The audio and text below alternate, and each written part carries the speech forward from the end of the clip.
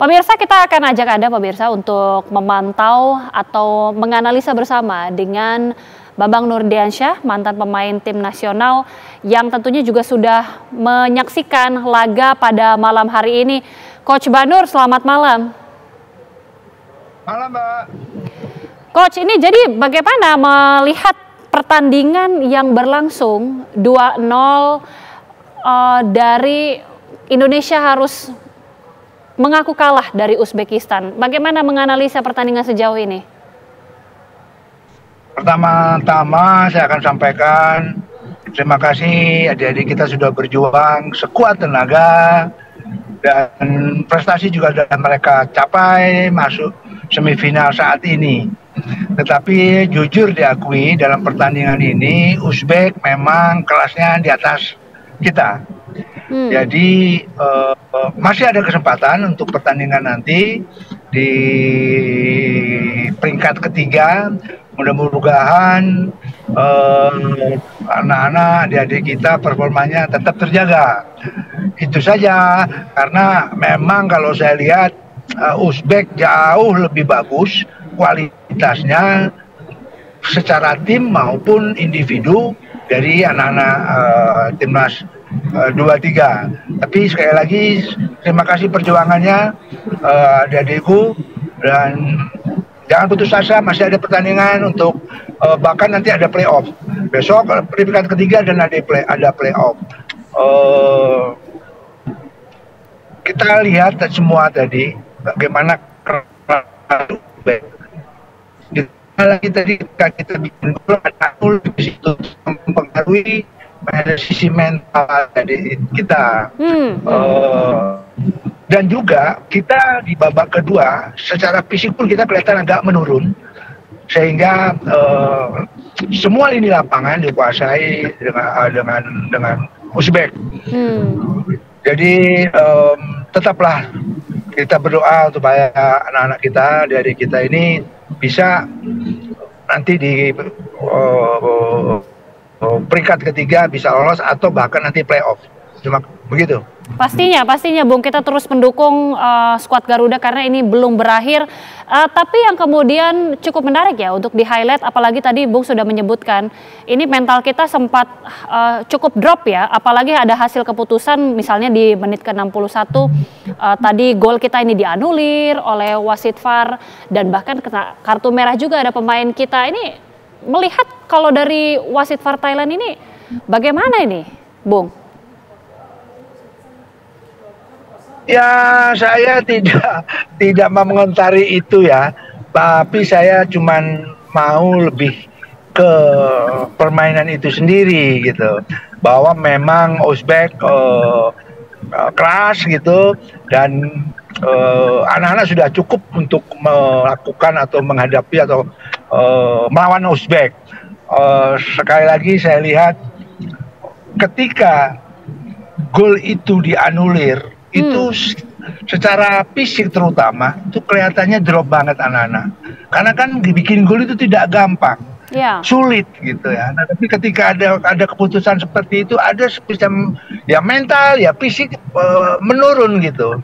Nah, itu terbukti mental menurun, fisik menurun, sehingga Kapten Rido sangat emosi. Dan saya setuju ini kartu merah, memang pelanggaran itu tidak betul itu Rido. Tapi sekali lagi memang dalam kondisi capek, kita pertandingan sebelumnya lawan Korea juga memeras tenaga. Bahkan tadi Hafner kan juga sempat emosi kan, karena memang capek gitu. Secara fisik anak-anak terkuras lawan Korea. Ditambah dilawan orang yang memang tim yang memang kualitasnya di atas kita. Nah, makanya tadi ketika gol itu dianulir, sempat berubah itu semuanya, secara mental maupun secara fisik.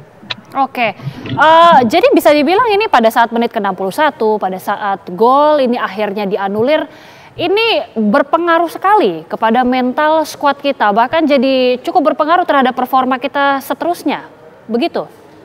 Oh, enggak, mudah-mudahan enggak, dan saya pastikan tidak. Saya pikir behind the team ini, Santayong dan timnya juga, pelatih-pelatih bisa mengarahkan adik-adik kita ini supaya pertandingan selanjutnya, entah itu Irak, entah itu Jepang, kita harus hadapi dengan minimal main seperti lawan Korea, performance kita. Kalau kita main seperti lawan Korea atau Jordan, saya yakin kita masih bisa berbicara banyak lah. Oke, untuk evaluasi dari skuad Garuda sendiri tadi, Bung, ini kan kita sebenarnya dari awal babak ini sebenarnya cukup menjanjikan ya, karena dari paruh pertama saja kita masih bisa menahan imbang 0-0, hanya memang ketika sudah di menit 61 ini memang sangat terlihat turun mentalitas kita. Untuk evaluasi dari skuad kita bagaimana? Ya pasti evaluasi. Saya tidak posisi menggurui Sintayong karena mereka atau behind the team ini saya pikir orang-orang yang profesional semua. Mereka punya data, mereka punya analisa ke depan apa yang harus diperbuat dengan anak-anak kita. Saya pikir saya serahkan sama Sintayong. Yang pasti evaluasi harus ada, perbaikan harus ada. Saya mau bilang di sini bahwa Uzbek ternyata luar biasa menurut saya, dan kalau saya jujur katakan memang kita kalah segalanya gitu, secara permainan maupun secara fisik. Tetapi walaupun demikian anak-anak berusaha setengah mati kalau istilah ininya,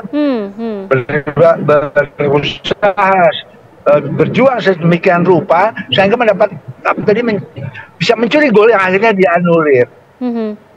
Oke, ini kan tentunya kekalahan yang menyakitkan bagi kita. Tapi seperti yang dikatakan, ini masih ada peluang yang tentunya terbuka, tidak berakhir sampai di sini. Kalau kita lihat kan ini masih ada beberapa senario lah Indonesia ini bisa lolos Olimpiade. Kalau kita berkaca ke depan ini, Bung, apa kira-kira yang paling memungkinkan untuk kita? Ya, ini kita kan menunggu pertandingan Irak sama Jepang. Ya betul. Nah, ini ada saya kabar, kita tuh nanti peringkat ketiga tuh mainnya di Jepang, di Tokyo. Nah, kalau Irak yang menang, berarti kita akan berhadapan dengan Jepang di Tokyo. Nah, ini juga harus disiapkan nih mental anak-anak ini, gitu. Ketika main di kandang ya, Jepang. Dan yang pasti saya bilang di behind the team ini Sintayong dan kawan-kawan atau Sintayong dan timnya pasti ada evaluasi, pasti ada perbaikan untuk pertandingan peringkat ketiga maupun nanti di playoff. Seperti itu, Mas.